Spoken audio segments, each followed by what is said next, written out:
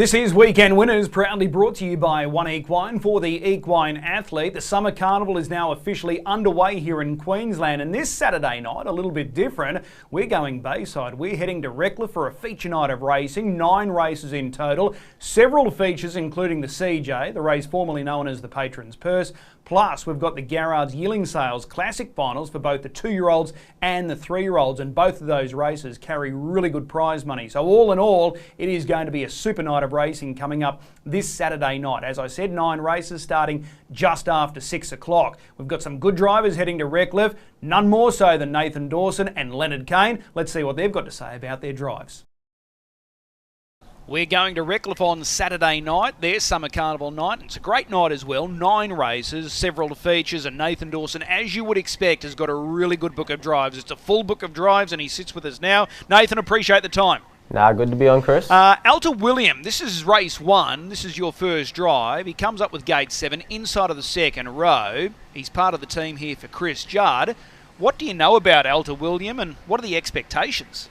Yeah, I don't know a lot about him, but obviously I'm pretty happy to pick the drive up on him. He looks like a nice horse and a bit of an awkward gate for us, but you know, I think he's got a bit of class about him. Okay.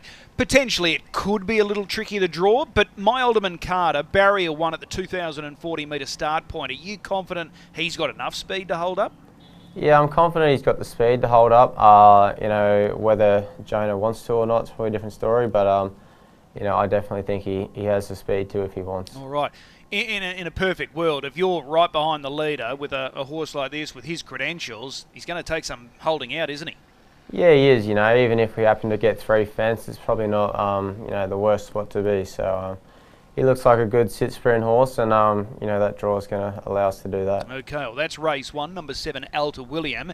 Race 2, you're taking the drive on Resilient. Now this is a pacer that's very much in form. His Redcliffe record's more than okay. What are the expectations with Resilient? Yeah, you know, he's obviously probably racing in, you know, career best form at the moment.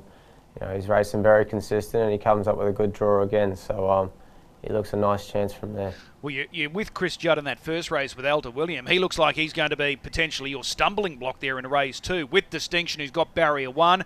He looks like he's going to have plenty of fans.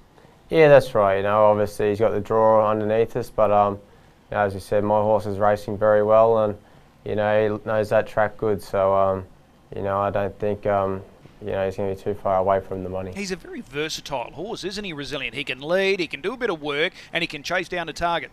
Yeah, that's right. You know, he's versatile, and you know, that versatility goes a long way in racing. So you know, just depends where we end up, but we don't want to be too far back. Okay, but he's a genuine top 4 chance. Yeah, you know, I think he's closer to a winning chance more than, you know, a top 4 chance. Okay. Race number 3, first of our features here on Saturday night, the CJ. Now, you would have had a tough choice here. Rocket City and Burkakara. You're listed for both. You've opted for Burkakara. How tough was that choice? Yeah, it was a hard choice. Obviously, they're both racing exceptional at the moment.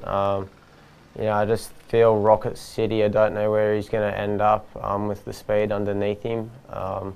You know, and the other horse, you know, is a sit sprint and he's already out the back in a position. So why I went that way, and you know, hopefully it's the right choice. All right. Burkakara last week in the Be Good Johnny sprint, he chased home the informed, the janitor, and briefly there at one point in the home straight, he looked like he was going to make a real race of it. Did it feel like that for you out there?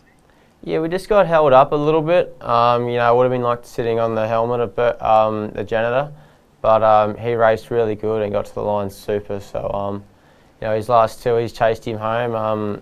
You know, and if he was in a race like this, you know, he's going to be pretty short. He comes to Redcliffe for the first time. How do you think he handles the track? Yeah, I don't think you should worry him. Obviously, he's got a little bit of tendency to roll out a little bit, so the smaller track should straighten him up. So I don't think it'll worry him too much. All right. No doubt you're hoping for a genuine tempo. When you look at this field, surely you're going to get that. Yeah, I think so. I reckon there's going to be a pretty good pace early, you know, especially the 1 horse, 2 horse, and then the 3. So looks like there's going to be a good tempo on, and you know, we hopefully can pick the right path through. Okay, well that's Burkakara in race number 3, the CJ. What about race 4? Again for Ron and Stacey Sellers. Prince of Pain, your drive here. He's down on form. Is he going better than what it reads? I think so. He's obviously a nice horse. He's a very good sit-sprint horse. So, you know, you just give him the right trip, and any of them horses like that can, you know, bounce back pretty quick. Has he been a victim of the NR system? I think so. I mean, a lot of horses are.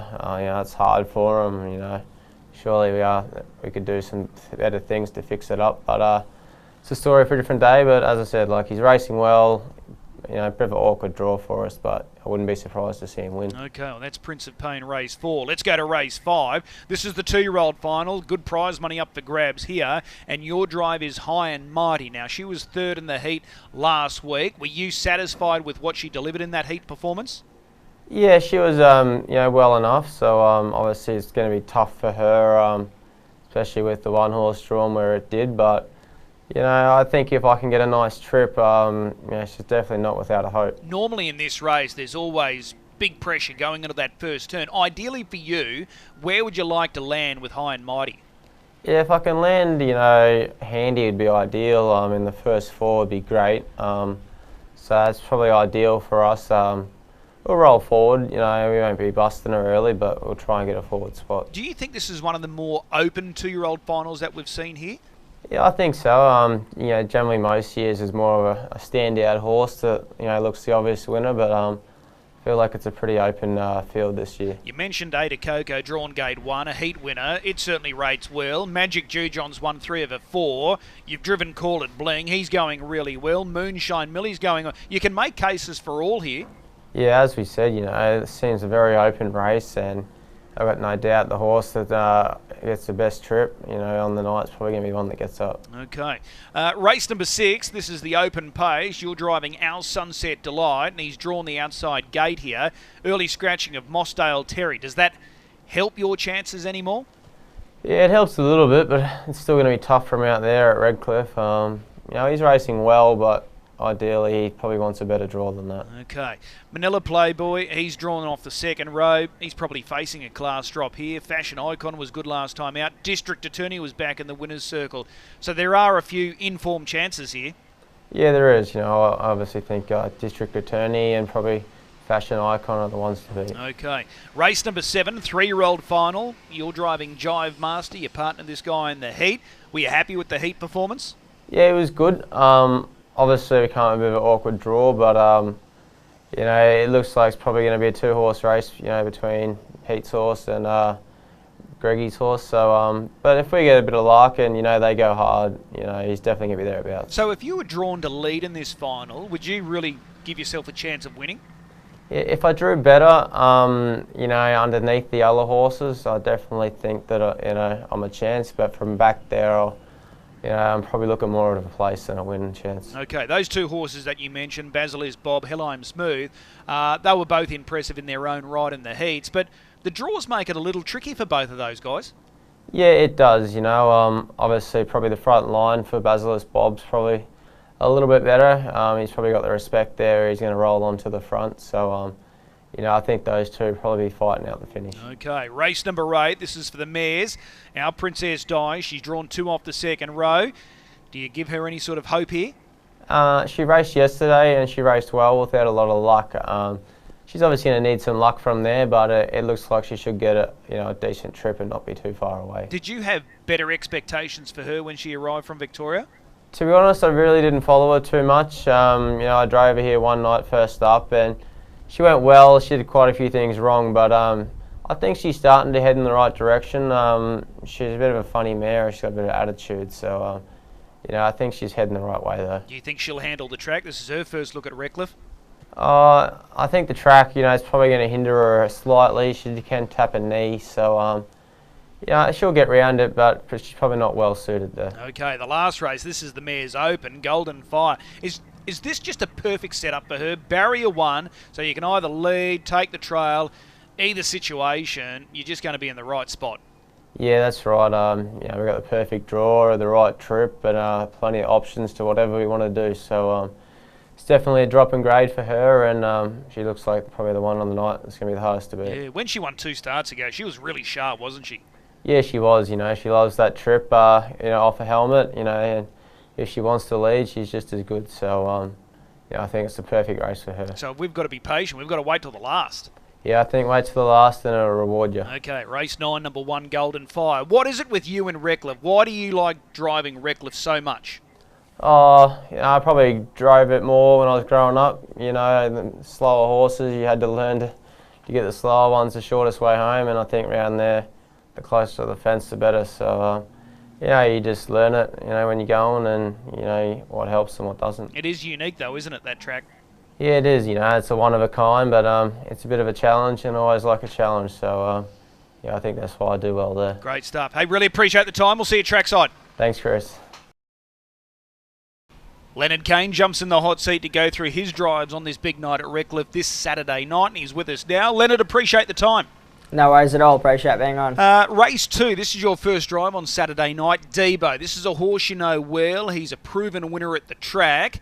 Where's he at right now, in your opinion? I think he's racing good. His run the other night was, quite promising, really. He had a good trip, but sort of had to get going early as well and sustained a run from a long way out. And it's probably not really his go to do that. Obviously, any horse with a quick last halves here at Albion Park these days, it's tough to get into it like that. So, I was pretty happy with his run there on Saturday night, and sort of fills us with confidence leading into this week. Overall, since he's been based here in Queensland, it's hard to knock him because he's been pretty consistent all the way through. But one thing that stands out with Debo, the wins are spaced, aren't they? Yeah, they are, but like you say, he's quite consistent and he's rarely away from the money too much. So, he's the type of horse that he can pop up at any time, and he's definitely racing well enough to do so. All right, he's got 2 off the second row, so he's got barrier 8 there on Saturday night. And you're following out Resilient, a pacer that's in very good form and who possesses early speed. The top 2 in betting look to be with Distinction, who's having his first start, and Resilient. So this gives you a good sort of option here at the start, either follow through or look to go to the peg line. Yeah, that's right. We've got options, and we just have to play it by ear what happens early. And like you say, the sort of 1 and 2 horses look the best 2 in the race. So, they'll be the ones to beat, and we just got to try and play it as best we can from there. If it's not this Saturday night, it won't be too far away until he gets that next win. No, that's right. He's knocking on the door, so he won't be too far away at all. All right, race number 3, first of our features on Saturday night, the Group 3, the CJ. Now, I'm fascinated to hear on your thoughts on My Dad Said. Importantly, lands the right gate. He's got barrier 1. What was the biggest takeaway from the return to racing last week? Because it was in the Beagle Johnny Sprint, you had a shocking draw, the conditions were terrible, so what was the biggest takeaway for My Dad Said last week? It was just, I think, looking back on Saturday night's run, all it was probably really a trial now, the way it panned out. For that grade, they went steady early, and like you say, the shock and draw, we were back to last. We sat there, we tried to get into it late, they were going too quick, the track was horrendous. I thought his run was super. On face value, you probably look at it and went, he didn't do much, but what could he do? The track was awful, like I say, and they were going that quick. It was just probably impossible to make any ground. So he felt good, he felt as good as he ever does, and he warmed up good, he raced good, he was strong the whole way, and right down to the line he ran through it. So, I was certainly, quite happy with that run there on Saturday night leading into this week. It just was obviously awful conditions, and one of them runs we have to ride off. All right, so he's got another run under his belt, so he'll be sharper again this weekend? Yeah, for sure. He's probably, I'd have to say he's probably the best we've had him, I think, off his work and the way he sort of looks and feels. So, I hope I'm right, and, he's definitely in with a shot this week. So, that being said, and the fact that you've got barrier 1, that would have put a big smile on your dial earlier in the week. Oh, definitely. It's obviously the draw you sort of hope for with a horse like him leading into a race like this. So, definitely wrapped with the draw. He's got a very good record at the track, and he's got early speed. Do you think he could lead all the way in this type of field? Do you want to try and lead in this field? Look, I think I think I'd have to say I think he can. He's a very, very nice horse, and I don't think we've seen the best of him yet. So he's a very exciting horse, like you say. He's got early speed. He can maintain tempo. He showed that 2 starts ago when he won over 2100 and 53. He was strong. He was under wraps the whole way there, and I think that sort of proves that he can do it and do it in that style. you know, he's a tough horse. He's also got a lot of speed, so we've got options. But I think, you know, I think we've got to give him his chance there on Saturday night for sure. What about the start, 2280 at that position there on the track at Redcliffe? Does that sort of help the inside horses, or is it a pretty fair start overall? It's a pretty fair start overall, to be honest. If anything, I think the outside ones probably get a tiny bit of a slingshot. But, you know, luckily enough for us, I think he's got enough gate speed to sort of be able to burrow through and hold up his spot, because, you know, he does leave the gate hard, and, you know, he's pretty good like that. He's got real good point-to-point speed. So that doesn't worry me too much. But in general, I'd probably have to say it's actually probably a disadvantage to the inside horses. Okay. There's going to be some that are going to take a good hard early look here. Better than cash, the fact that Pete McMullen's been booked. You'd expect him to have a good crack early. Rocket City's been flying. He went sub-26 first quarter last Saturday night. How much early pressure do you think you can handle? You know, I think I can handle the pressure. I think, you know, those two horses have smart drivers on, and you know, I think if they sense that I'm, you know, holding up, I think they'll be smart enough to sort of ease away. Better than cash generally off at Sydney, form's driven with a set anyway. So, you know, obviously I'm expecting them to have a look, but you know, hopefully they don't go too silly. I'm sensing good confidence here. Yeah, for sure, yeah. All right, well, he looks a terrific chance there. My dad said that's the CJ, the race formerly known as the Patron's Purse. Let's go across to race 6, the Open. You're driving Deus Ex. Now, he's fresh up. He's had a trial in readiness for his return here on Saturday night. What are the expectations from Gate 1? Yeah, you know, he's another one that's, you know, he's similar. He's got good gate speed. He loves the lead. You know, his trial was very good. I was wrapped with that. You know, his last 50 was probably actually his best part. You know, he hung a little bit around the last turn, and he finished off quite strong, running back up onto their backs in a quick last split. So I was really pleased with his trial. I didn't really think he should have been as forward as what he probably was. And, you know, obviously he's trained on well since. We've got a lot of, you know, work under his belt. And, you know, I think he's rock hard for this week. All right. The fact that he's got barrier 1 at this start point, that's a big advantage, because you don't have to be the best beginner to lead from that gate at that start point. So if he does hold up, do you plan on keeping the lead, or it just depends on who comes looking early? I think plan A would be to hold the lead. I think he's shown that he can do that, and you know, like I say, he loves leading, and you know, he really swells up and thrives off being in front and sort of keeping on trucking along. So I think that's plan A, but you know, we'll just play it by ear a little bit. Like you say, the 20-40 start obviously helps. You know, even ones with lesser gate speed can sort of burrow through from that start. So that should be no dramas for us there on Saturday, and yeah, like, just play it by ear after that. All right, who would you rate higher as a danger? District Attorney, who's a last start winner, or Manila Playboy, who's drawn directly behind you? Oh, look, it'd be hard to split the two, really. Manila Playboy's obviously going to get a great trip, but, you know, District Attorney was awesome last start as well, so they'll both be big threats to us, but hopefully we can hold them out. All right, it's going to be an interesting race, the Open pace there. Race 7, another one of our features. This is the 3-year-old Yearling Sales Series final, and you're driving Zach Daniels. Now, he's going for 4 in a row. Has he been a bit of a giant killer this year? Yeah, I think he definitely has been, you know. He's a horse that's always impressed me the whole way along. He's sort of possessed, you know, good speed. He's shown that he's very versatile and that he's strong as well. You know, I've driven him tough a few times and he's handled it and probably actually thrived off it, you know, to be fair. So he's a horse that, you know, I've got a lot of time for, and I think he's only going to get better and better. Obviously he's racing in, you know, a purple patch of form at the moment, and he's flying, but, you know, his last campaign I wouldn't write off either. You know, he put in some massive runs there and in good time too, you know, doing work and all that sort of stuff. So, you know, he's a horse to definitely keep an eye on. I really like him. Okay, well, he won 2 races last year as a 2-year-old. This year as a 3-year-old, he's won 6. And like I said, he's going for 4 in a row. 2 starts ago, he went 53.8. Now, just on that heat win last week, he was there to be beaten in the home straight. Helheim Smooth loomed on your outside, threw down a big challenge. But to your guys' credit, he knuckled down. He was up for that fight. Oh, you know, he was, yeah, for sure. You know, he obviously had a big task on his hands with, you know, Helheim Smooth racing up there outside and putting the pressure on late. You know, it's a nice horse that I got a lot of time for also. So I thought he done well to fight it off the way he did. in saying that too, he's a horse that generally doesn't back up the best. So the fact that he raced, you know, the Friday night to the Wednesday, probably actually didn't really suit him. So he was probably, you know, as much as it's hard to say because I was wrapped in his run, he was probably a tad flat in that run too. So I think there's definitely improvement off of that run. As much as I was wrapped with the run, I think he's even better than that. So that's obviously, you know, fills us with a lot of confidence leading into this week. What do you think about the draw? You've had a bit of time now to sort of dissect that draw inside of the second row. What are your thoughts?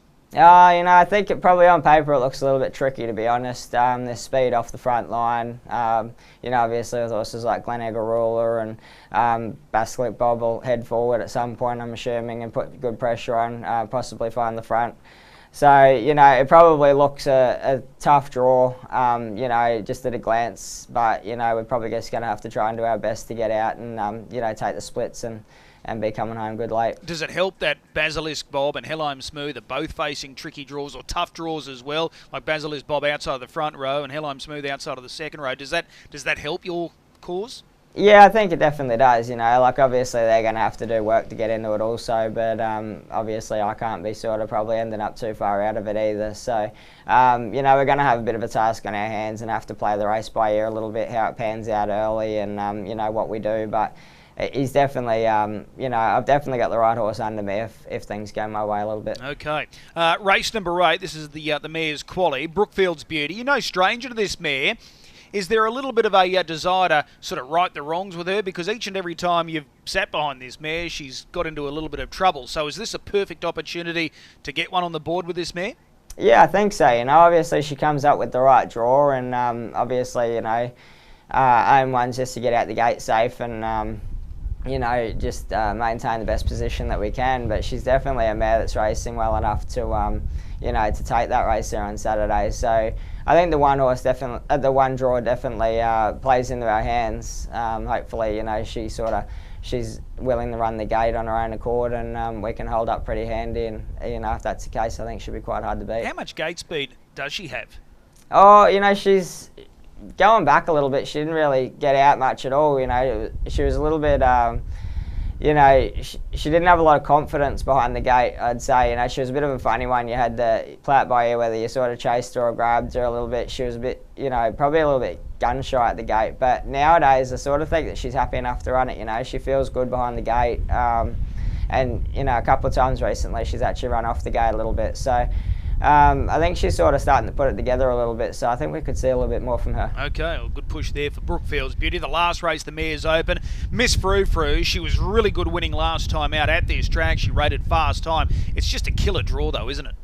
Yeah, awful draw obviously there, but like you say, she was really sharp last time out there winning. You know, she had a good trip behind leader, but she ran right through the line and around that turn after the line, you know, I was actually sort of trying to ease her down and she was still full steam ahead. So, you know, I think she's got her confidence back and Darren and Karina said she's trained on well. You know, leading into that race, they said her work had been really strong, probably the best they'd had her, and I think she come out and proved that. So I think a repeat of that run this week, she definitely should feature in the finish again. We just probably need a little bit of tempo and, you know, we should get that there in a race like that. So hopefully we can just be lurking back in the field and, you know, get into it late. What's the pick of your drives there on the weekend? Look, I'd probably have to say my dad said. I think he's an old marvel. I love him and I've got a good record on him, so hopefully we can keep that. I would have been shocked if you didn't label him as your best drive. It's a good push there for my dad's head. In a good race to get as well, the CJ, a race worth $52,000. Leonard, as always, really appreciate the time. We'll see you trackside. Perfect. Thank you very much. Very best of luck there on the weekend. Time now to find a good gamble for this card of racing. And I'm going to go with one of the feature races in the 3-year-old final. Race 7, horse 6, Basilisk. Bobby is currently listed as the favourite, but he looks awfully hard to beat. He was most impressive taking out his heat. And given the fact that he has a front row draw and he's got a little bit of an advantage over his main dangers, which all look to be off the second row, if he can push forward and hopefully even find the lead, He's going to take no end of beating, so I'm going to mark him as the best bet. Interestingly, it's Pete McMullen's only drive on the program. Fresh off his big success in New Zealand, he'll be chasing more feature race success, and I think he's got an excellent chance with Basilisk Bob. Marking him as the best bet, race 7, number 6. If you are gambling this weekend, please do so responsibly. Saturday night, we're headed to Redcliffe. It's a feature night of racing. The Summer Carnival action continues, and our first race due just after 6 o'clock. We'll see you trackside.